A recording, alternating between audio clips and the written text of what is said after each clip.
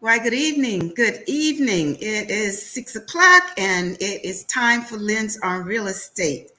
And welcome. It's been a minute, but we are still in the game of wanting to bring to our community information in terms of the real estate industry. We're coming to you once again through Our Black Media, the Our Black Media Network. And the network itself is engaged in bringing information, knowledge, and information to our community, information that we find to be very important and relevant today.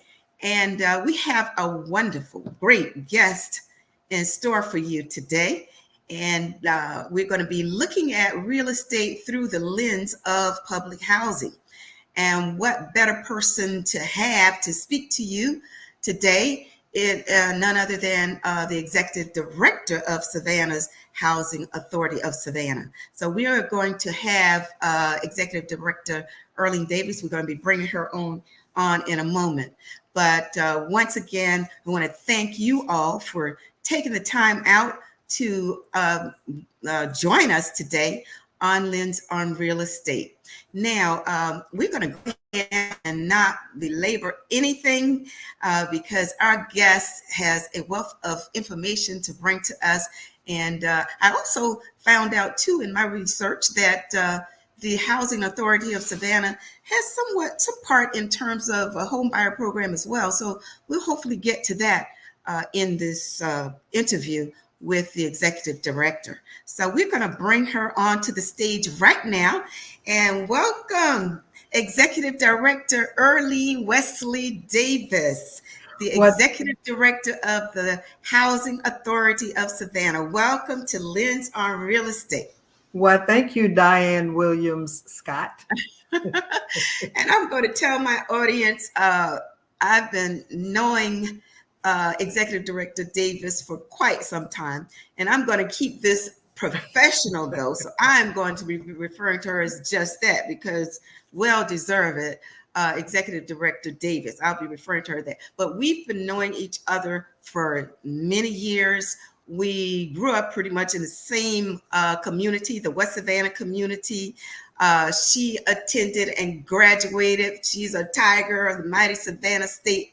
Tiger got her undergraduate degree there, but we'll go on when we begin to talk to her. She'll tell us a little bit more about her educational background and career. And we also currently attend the same church, which we have all our lives, the same church, Townsley Chapel AME Church, and our pastor is Reverend Charles Dumas Jr.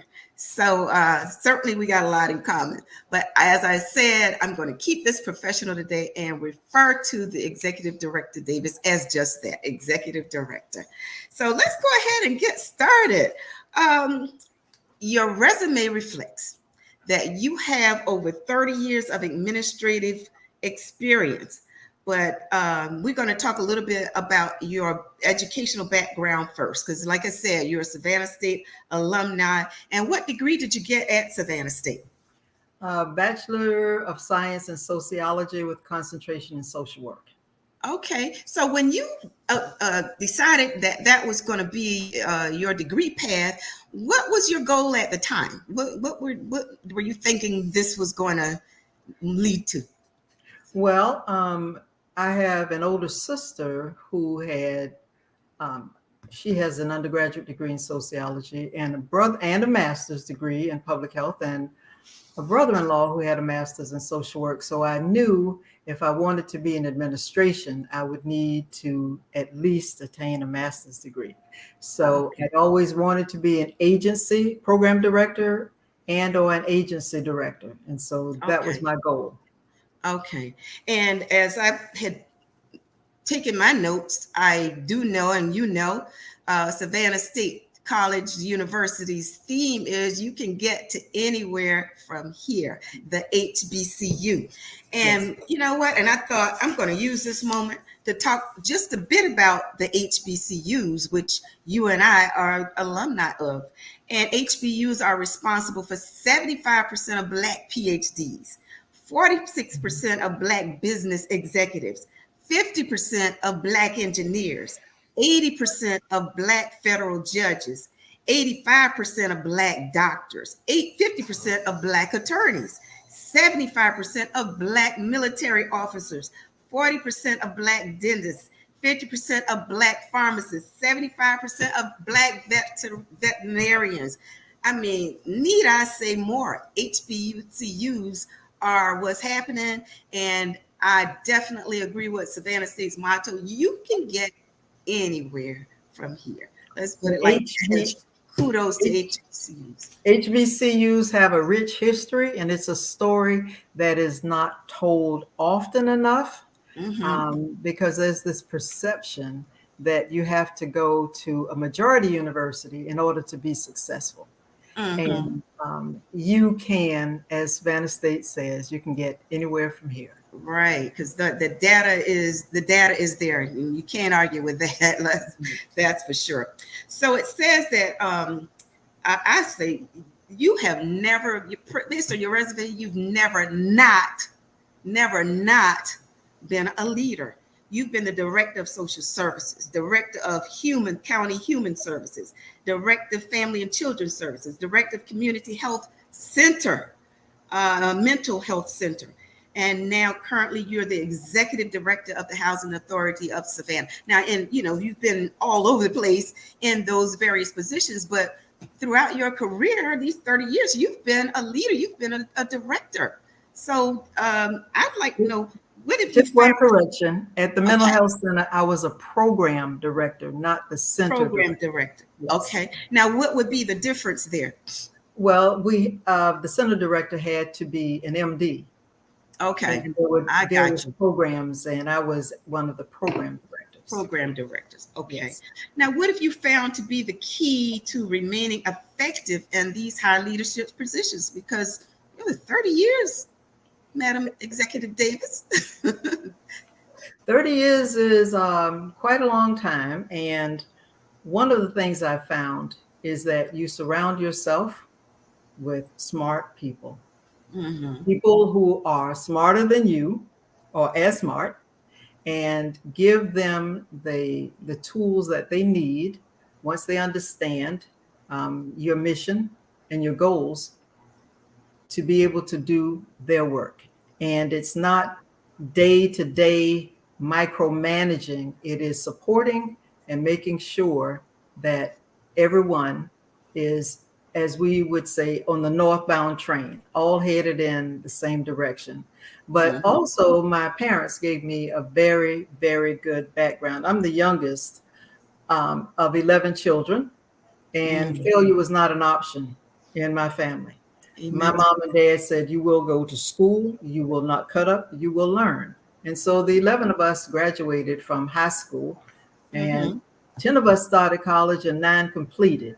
So um, it was a family thing. And I have siblings who have been successful in their career paths as well. Okay, wonderful, wonderful. And hey, I know about that Wesley family heritage, and it's something to be acknowledged for sure. Now, it says here you've been at the Savannah Housing Authority since 2002, first as executive director, then elevating to the executive director in 2007. And when I was doing this, I said, oh, wow, 21 years all total. And I was thinking, oh, wow, she surpassed, or even with the person, and I'm assuming he may have had the longest tenure, is Mr. Stillwell, or is it anyone besides him, the first director Yes. that's been longer? Richard Collins, I believe, was there 26 years. Wow, 26 years. Okay, and you as executive director has been what, 16? Am I correct on that? About 16 16, years. 17 years, yes. Yeah, but all total, you have been with the Savannah Housing Authority of Savannah, that is, for 21 years. Wow. Yes. Now, when the Housing Authority began in 1937, tell me about that, because I see where there was a resolution and they created a body of people Yes. that they wanted to look at the situation of clean housing and affordable housing for Savannahans. Yes, safe, sanitary, and affordable. And Mm-hmm. there had to be a resolution of the city, agreement among those present that there was a need for the housing, and a submittal to the department, it was not called HUD then, that you needed that kind of housing. So in 1937, the resolution was passed, and in 1938, the Housing Authority of Savannah was established. Wow. So in 1938 would have been the beginning of the housing authority. And we can say public housing is one and the Yes. same. Okay. Yes. So the beginnings of public housing in Savannah, Georgia, 1938. And what was the first public housing complex? Yamacraw Village. Wow. Yamacraw Village. My goodness. Construction started in 1939, and the first families moved in 1941. And there were more than 400 units in Yamacraw when it was built. Hmm. There were several efficiencies, as well Okay. as 1, 2, and 3 bedrooms. Now the efficiencies would have been just rooms with Well, a. no, it was an apartment, but Mhm. you didn't have a separate bedroom, separate kitchen. There was a separate Okay. bathroom, but it was fairly open. And my first job out of college was as a caseworker with Chatham County Department of Family and Children Services, and I had families in Yamacraw. Wow. And so over 400 units Yes, back then. yes. Now they're Okay. 315. 315. Okay. And the second development was my housing project, because that's where my beginnings were in a public housing. Yes. And Fellwood Homes was the second housing project, I'm understanding. Yes, Fellwood Homes was the second, and there was a Fellwood Homes, and then they added additional units. So there was the Fellwood Homes Annex, but Fellwood Homes was the second. My dad's youngest sister and her family started in Fellwood. And one of my Okay. siblings and his wife and young child started in Fellwood. Okay, which And today is known as Sustainable Bellwood. sustainable Now, Fellwood. what does that mean? When housing authorities receive permission to demolish, then you have an opportunity to rename the new Okay. development. And citizens in West Savannah, former public housing residents, as well as uh, neighborhood community partners, did not see that the name Fellwood was disparaging. And so they voted to keep the name of Felwood, but because it is LEED certified, meaning built green with higher energy, they added the name Sustainable. And Oh, so we okay. have um, a cistern that catches rainwater to irrigate the garden. And phase two, there's geothermal energy for the laundry room. There are solar panels on the senior building. Um, Mhm. in the apartments, we used blower door technology so that the utility bills wouldn't be as high. Low box paint, so you didn't get that smell. And same thing with the carpet. So because of these sustainability elements, they decided to name it Sustainable Felwood. Okay, interesting. Now, as the executive director, it says here also that your mission, and I'll read that. It says to effectively and efficiently address the housing needs of Savannah's low income population while focusing on the educational, job training, and economic self sufficiency needs of the residents of public housing neighborhoods and the Housing Choice Voucher Program. So they're like, well, education, job training, economic self sufficiency, and Housing Choice Voucher Program. So are we talking about four different elements to? Well, our primary focus is on shelter to make Mhm. sure that people have safe, decent, sanitary housing.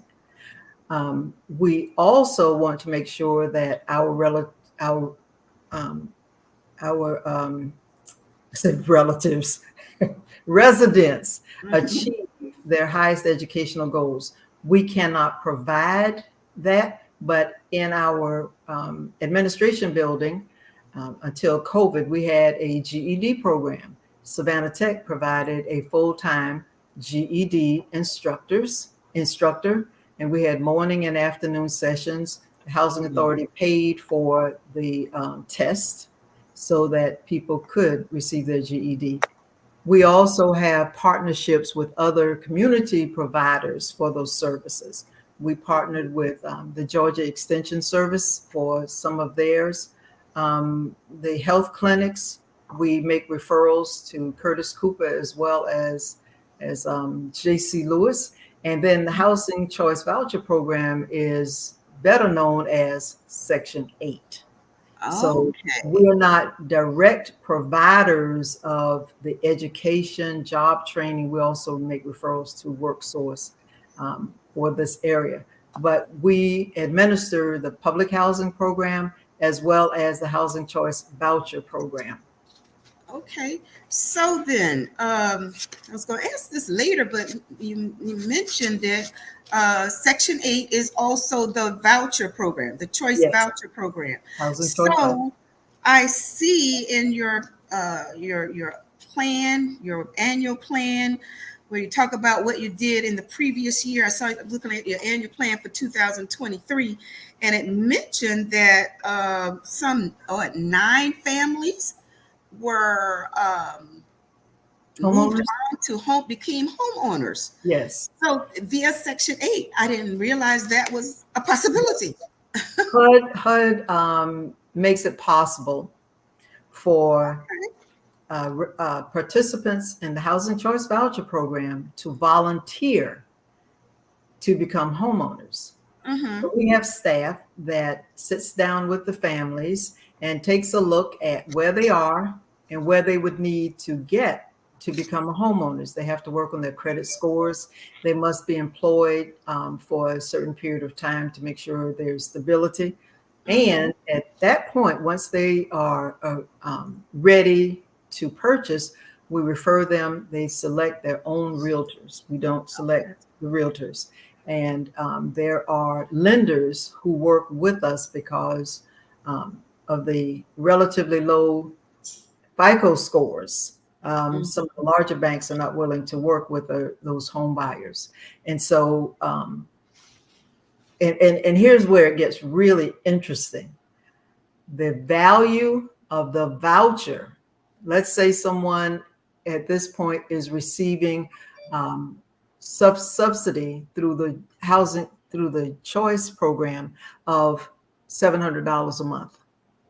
Once they become homeowners, they continue to receive that $700 towards their mortgage payment. Mortgage.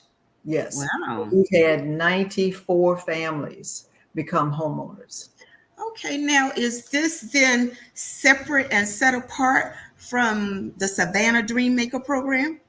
The Savannah Dreammaker program is administered through the city. The city designates certain neighborhoods, and in those neighborhoods, to stabilize those neighborhoods, they provide down payment assistance.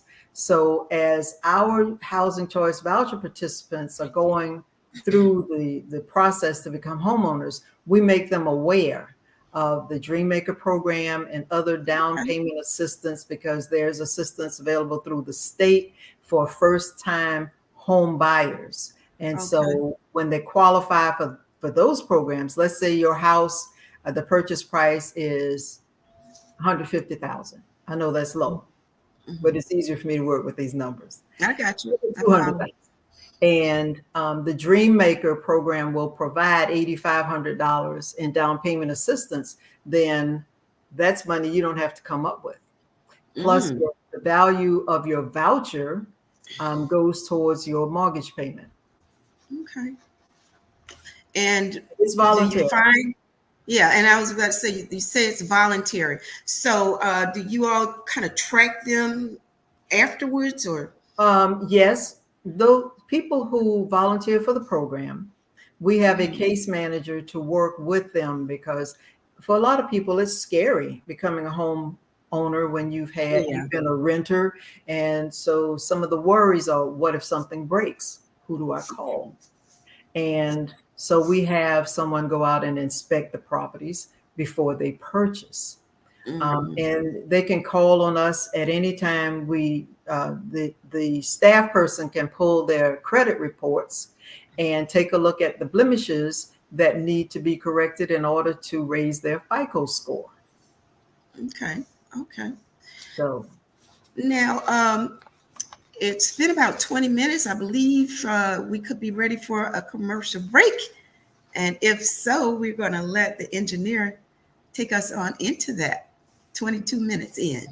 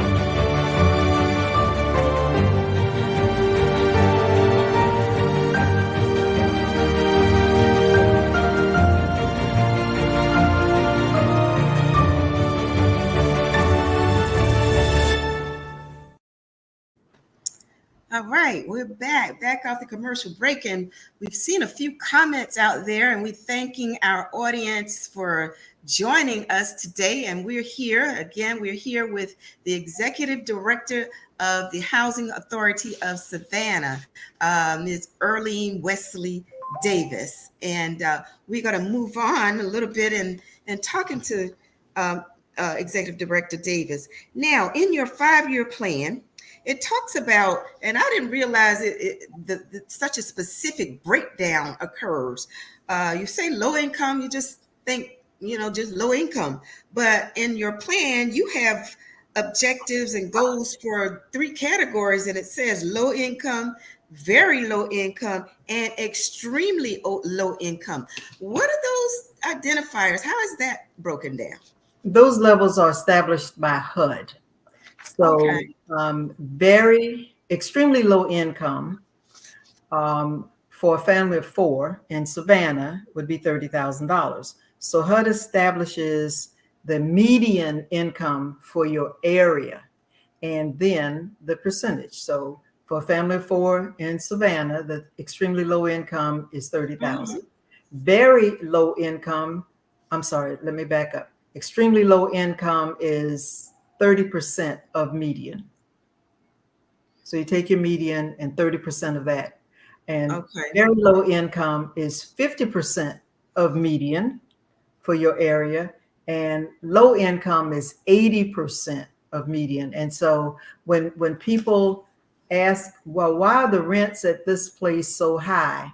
It's because some places, not the housing authority, but private developments that accept vouchers, they are low income. So you have to earn 80% of median in order to qualify. Others 50% of median, and public housing is 30%.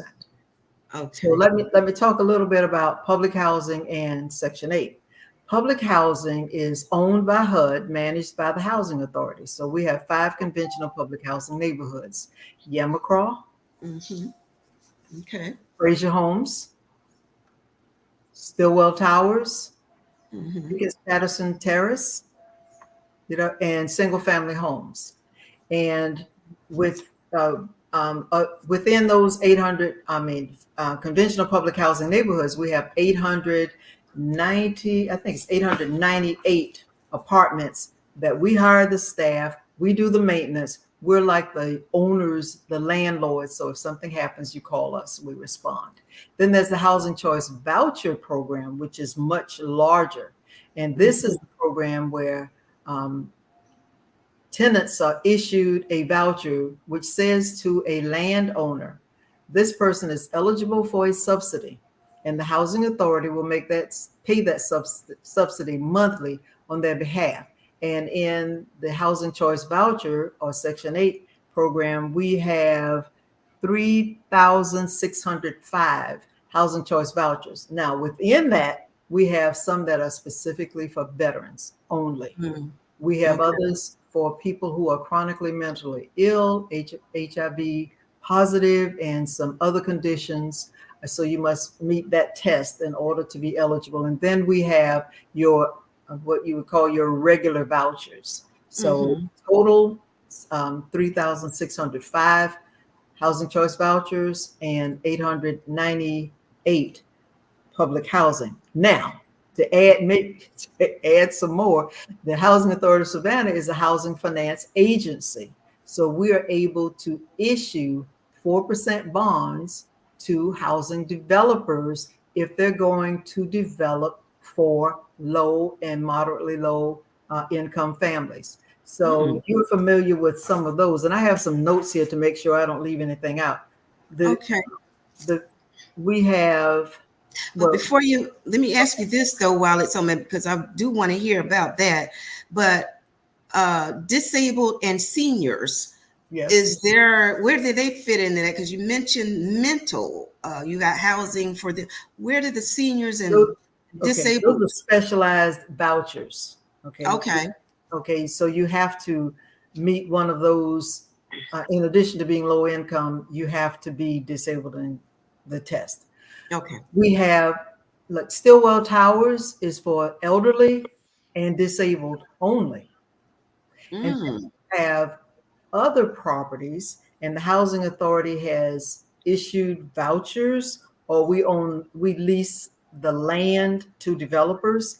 So at Ashley Midtown, that used to be Garden Homes, there is a senior complex called the Veranda, and you must be at least 62 years of age to live there. But to make sure that once people move in, they don't have to worry about an increase in income that would increase their share of rent, we issue vouchers to those individuals. We have Sustainable Fellwood 3, which is a similar kind of arrangement for the elderly. Then we have, what's the other one for the elderly? Those two. And then there's several others. There's Live Oak, that's on Wheaton Street, that just opened earlier this year, last year. And there's Mm-hmm. several senior only apartment complexes. And for those, the Summit over near Hunter Air Force Base, we provide assistance there also. Okay. Yeah, I often hear of the Summit. Yeah. Yes. And then Okay. there's tenant-based rental assistance. That's where we issue the voucher to the family. So when they move, the voucher moves with them. Then Mm. there's project-based. The subsidy is on the buildings. When they move, they no longer have the subsidy.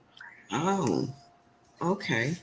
When the tenant moves, they no longer have that subsidy. If it's Oh, a project-based, yes. When they move, the subsidy does not travel with them. oh, okay. Does that then, is it usually when they move, is it because any more positive, they're just moving beyond that, or? Well, sometimes the circumstances change. They Yeah. relocate to other communities. With a regular Section 8 voucher, you can move anywhere in the United States Hmm. once it's issued. Okay. But you have to keep in mind the cost of housing because we only pay a certain amount. Okay. And yeah, like California is extremely expensive, as you might imagine. Yeah. But And Savannah is getting there. I interrupted you were headed towards Right. something. Yeah. Yeah, we issue bonds, 4% Okay. bonds. And so you have the Woodlands at Montgomery, that's on Montgomery Crossroad, across from the old gate at Hunter, and that's Mm-hmm. 246 apartments. They're all affordable. Waters at Gateway, it's by the old Shell House, behind the old Shell House, Mm-hmm. and that's 276. Then there's the Preserve at Chatham Parkway. That's 144 apartments. Paradise, Savannah, excuse me. Then we have within the Victorian district, and they're scattered throughout the Victorian district. That's Mm-hmm. 233. We issued bonds for the developers so that they can build or rehab these These places. type places. Okay. Yes, Ogeechee Place. That's the one that's across from Bojangles. They haven't opened yet. Okay. That's brand They new, isn't it? brand new. They've just been issued the certificate of occupancy for one building. How That many will over there? 204 apartments. Wow. And Savannah Summit, that's the senior residence near Hunter. That's 138 units. Then we have the View at Oglethorpe. That's the old Hitch Village. We Mm. demolished and we've built 172, rebuilt 172 apartments there. Then River Point 1 is Blackshear, Mm-hmm. demonstrate. River Point 1, Blackshear, River Point 2. Then we have Sustainable Fellwood 1, which is 110 units. Sustainable Fellwood 2, another 110 units, and the senior building, that's 100 units. And Ashley Midtown 1, that's the old garden homes, that's 168 units. And then scattered throughout the Benjamin Van Clark neighborhood, Ashley Midtown 2, that's 38 apartments. And the senior building, the veranda at Midtown, is 100 units.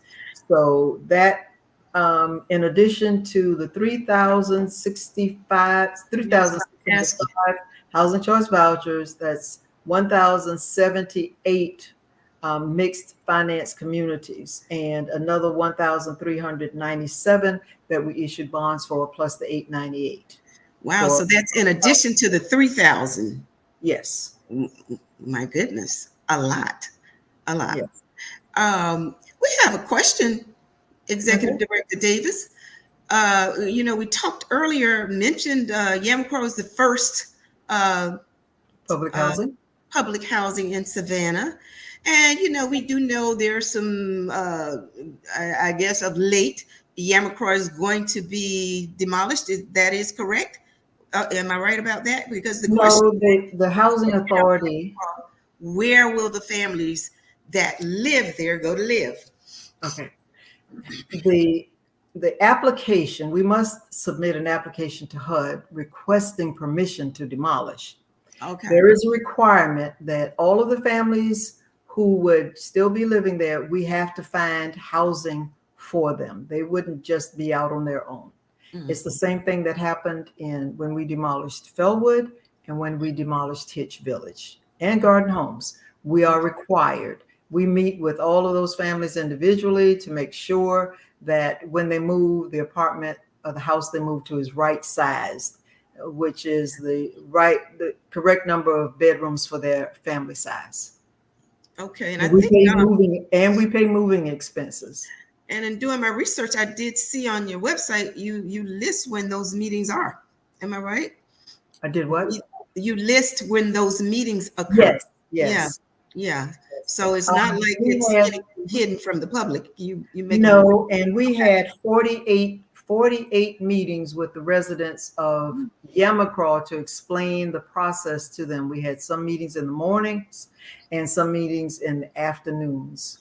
And we had we accepted questions. That's all a part of our application that we are still waiting on one other piece of information before we can submit to HUD requesting permission to demolish. Okay.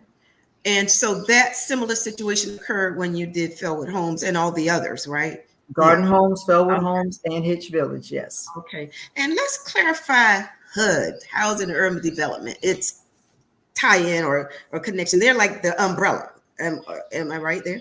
They're the funding source. Okay. They send us our money. The federal funding source. Yes. Okay. We're 100% funded by HUD, but the city participates in any new developments by providing funding for infrastructure. That's sidewalks, streets, drainage, and they do that by placing our projects on their SPLOST, the special purpose local option sales tax. So as the money comes in, then the city contracts to everything that's underground, because when we demolish a neighborhood, it has to be clean and buildable. So everything underground has to go.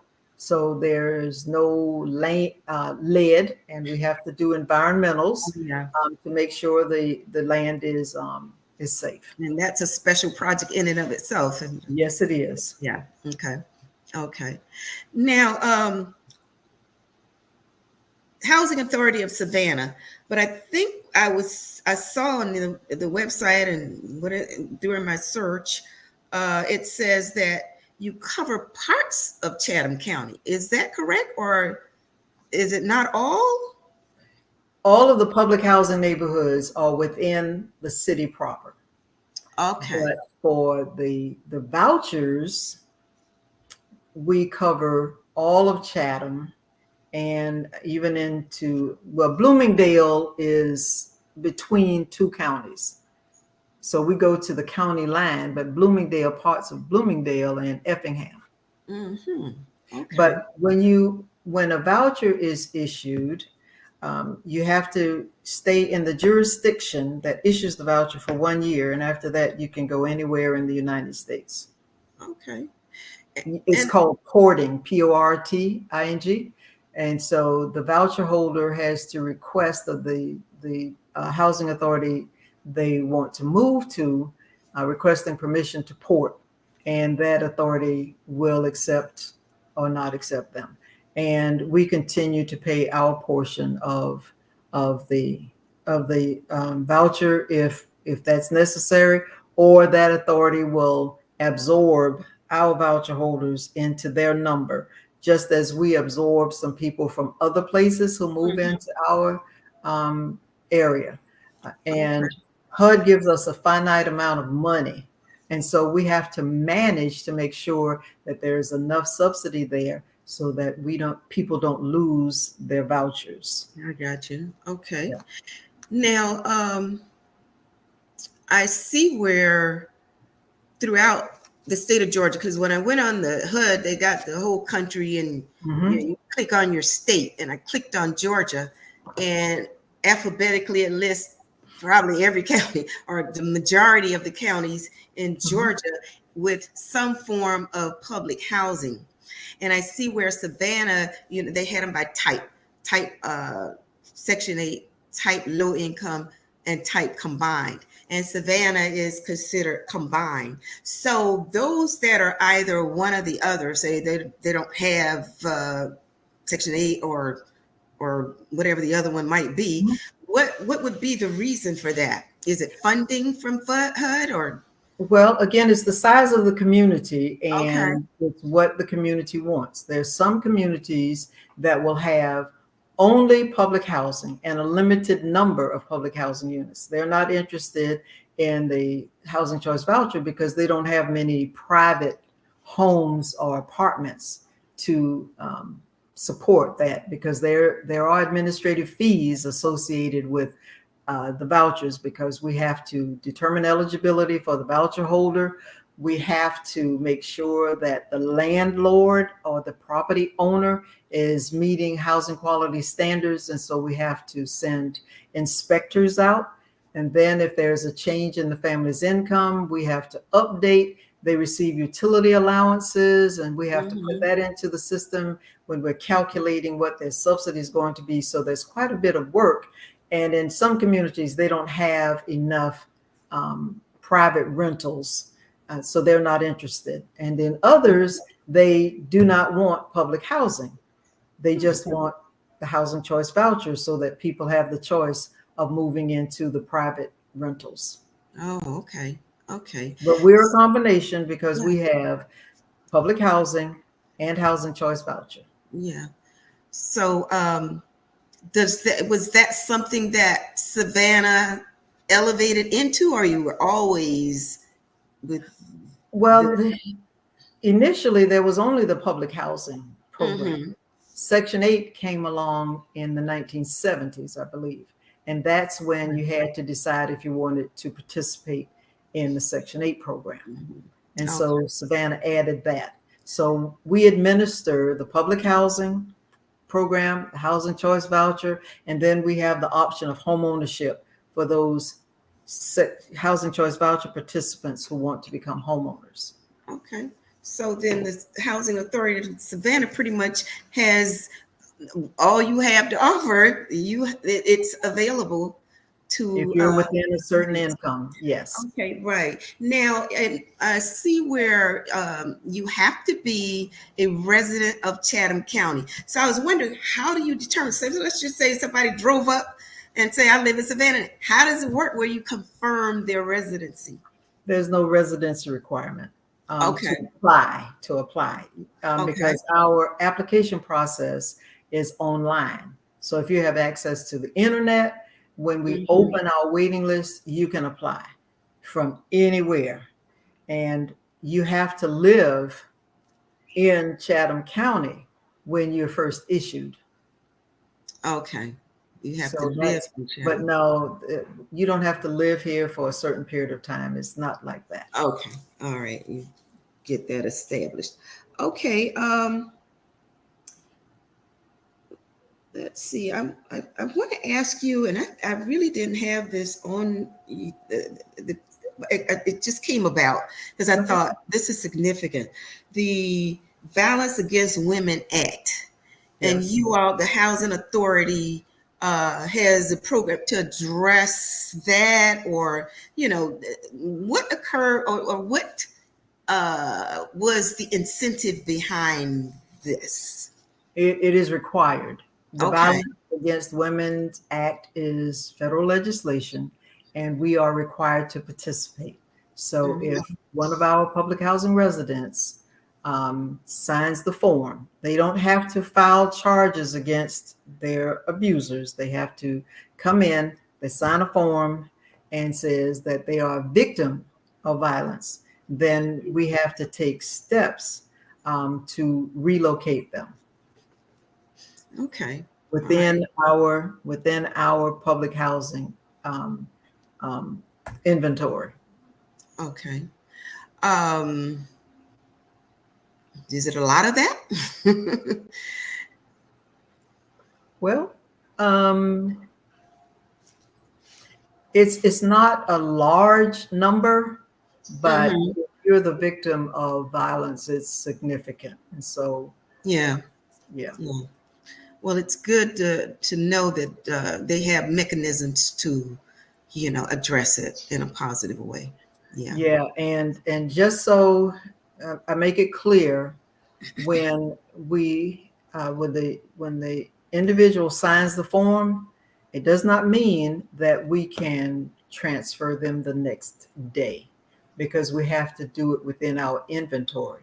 And if we're 95% occupied, and let's say the only vacancies are in the area where the abuser lives or close, then it wouldn't do any good to move them from one apartment to another in the same neighborhood. So we establish a list, and as soon as housing becomes available and it's the right size for the apartment, then we move them. Okay. There are times we contact family members out of state or out of the area to see if, but it's the woman who's being abused. Well, it's for men and women. The person who's abused, they have to decide if they want to stay or want to go. I got you. Now, another question I saw here, someone wanted to know, are the elevators repaired at Stillwell? Stillwell Towers? The federal government required, Stillwell Towers is a 20-story building, 210 apartments, all one bedroom. When Stillwell Towers was constructed, the requirement was for 2 elevators. The Housing Authority added a 3rd elevator, which is a freight elevator. Those elevators are old and they are used a lot. So we now have a contract to replace the 2 passenger elevators and to repair the freight elevator. What happened, we had a fire in Stillwell Towers, and the water from extinguishing the fire got into the system, and it took 1 elevator down. But right now we have a contractor. They are in the process of replacing the elevators. The other complicating factor is the cabinets, the cabins, whatever, the thing you ride in. Okay. It has to fit, because the shaft is only so wide, so they have to be custom built to fit in. Plus, you have to meet all of the ADA requirements. Right. Absolutely. So we've been so far, we've had elevators up more than down, and we do have a backup plan. If all elevators are down, we notify the fire department. The fire department comes out, and if there's anyone who needs to be rescued from their apartments, the firefighters will go up and get them. Okay. All right. And that's a continuous, ongoing, no 24/7 backup plan.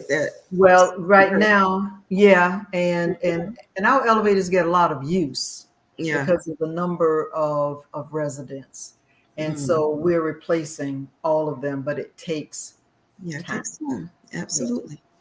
Yeah. Okay. Now, I believe we're ready for our second commercial break. Okay. So we're going to go to that, and we got a few more minutes left. Okay. Okay.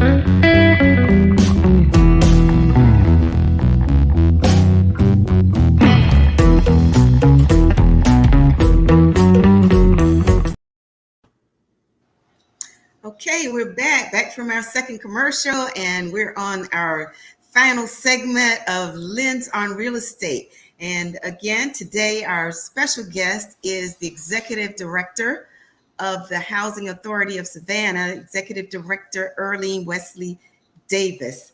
And we're going to continue with some questions for Executive Director Davis. You mentioned earlier about, you kind of mentioned COVID, and you had the GED program, and as a result of COVID, that program was discontinued. Tell us what went into that decision and what other impacts did COVID-19 have on the Housing Authority of Savannah? Okay, when Garden Homes was demolished, one of the things that was in the plan was to build a neighborhood resource center that would provide services to benefit the neighborhood. One of those services was a GED. And so that's how we established the program. And Savannah Tech provides we provide the space. We have a computer lab that those students can use, and Savannah Tech pays the full price for the teacher. Miss Alethea Bradshaw was our GED instructor. I think you might know her. Our own Alethea Bradshaw, fellow Yes. church member, lifelong.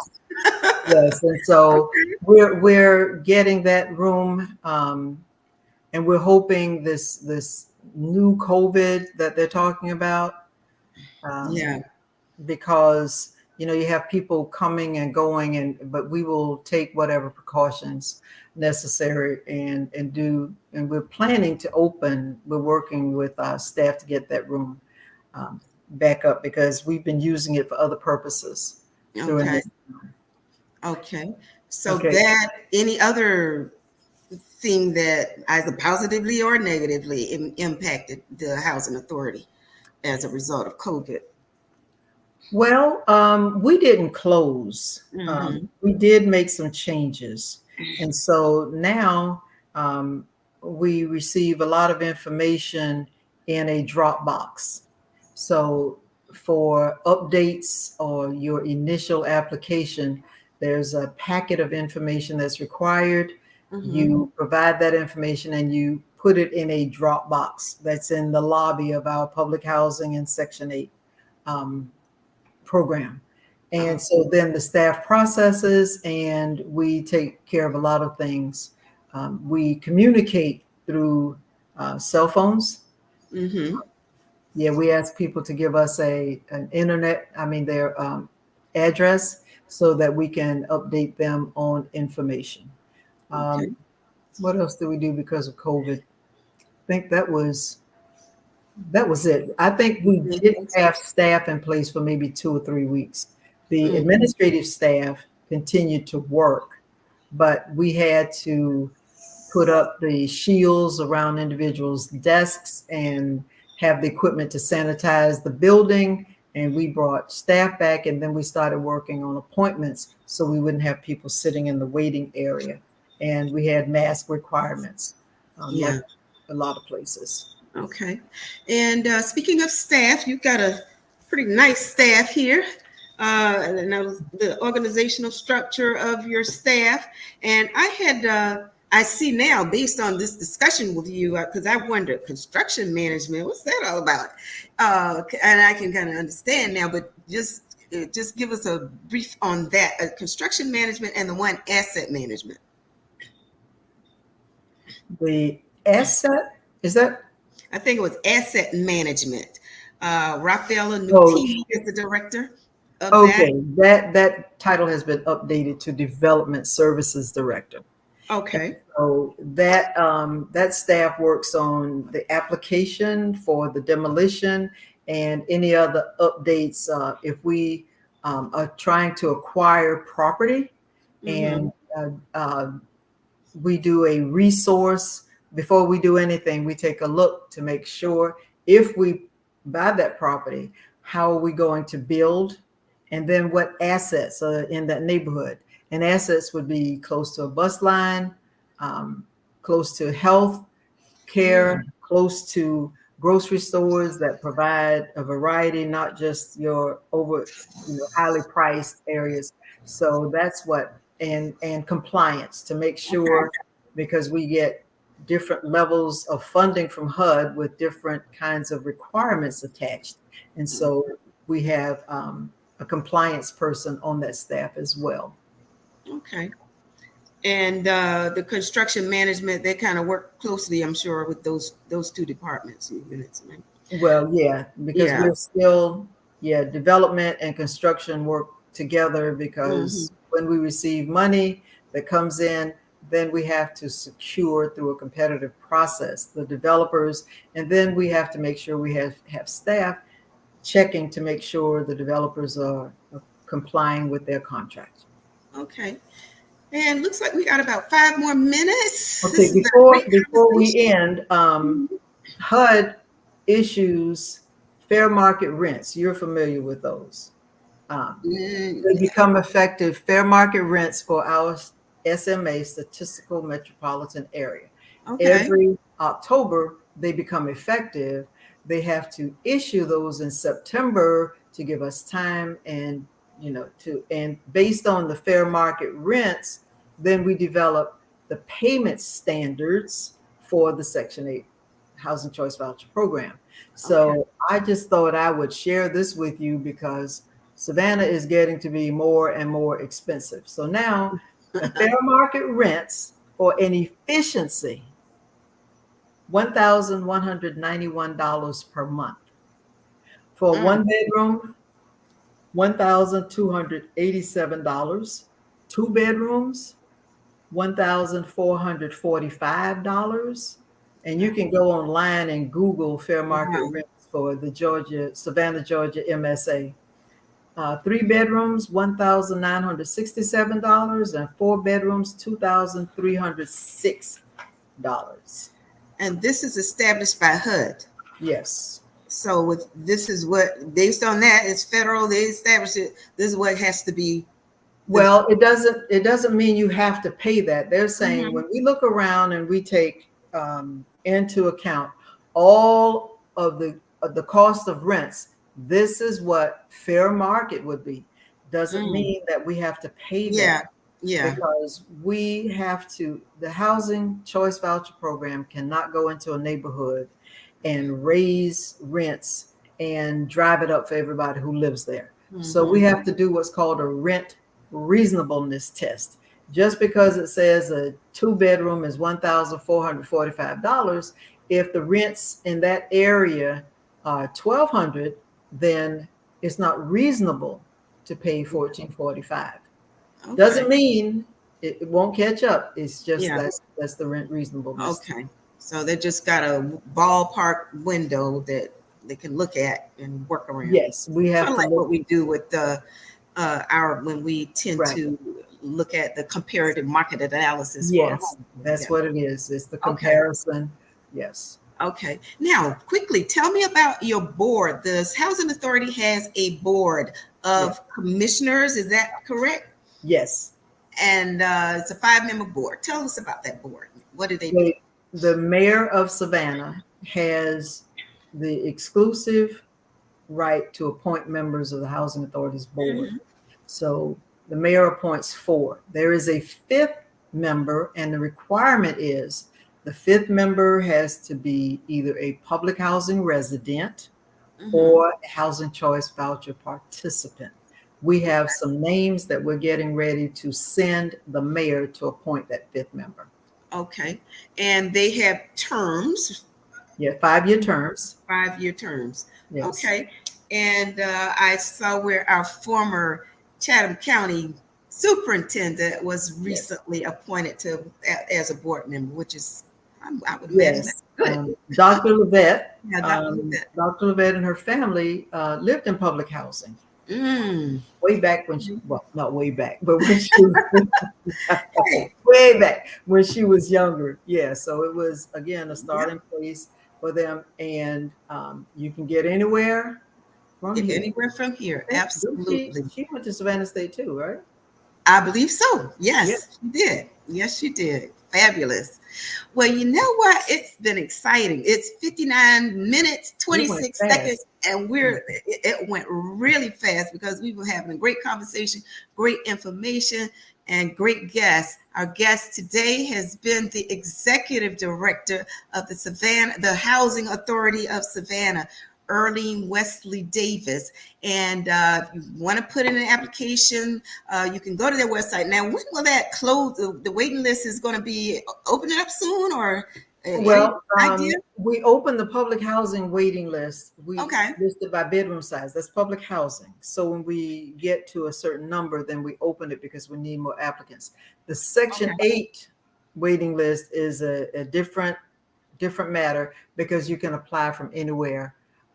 As long as you have internet access. So we're taking a look at the numbers that we have and making the decision if we're going to open and then how long. I think the last time we kept the waiting list open for 2 weeks and we had more than 12,000 applicants. Wow. Yeah, and so we're still working that list. People need housing.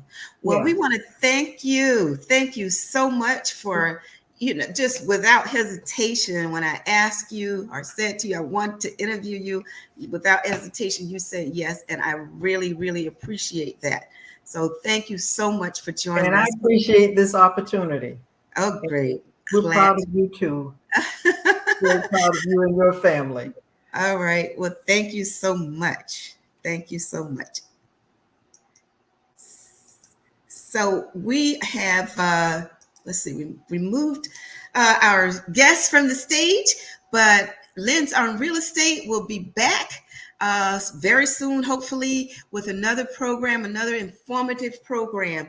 And Lens on Real Estate, your host, Diane Scott, Associate Broker Realtor with Scott Realty Professionals. So we hope to see you soon. And you can watch a replay of this program on YouTube and Roku TV. So thank you for joining us today. Bye-bye.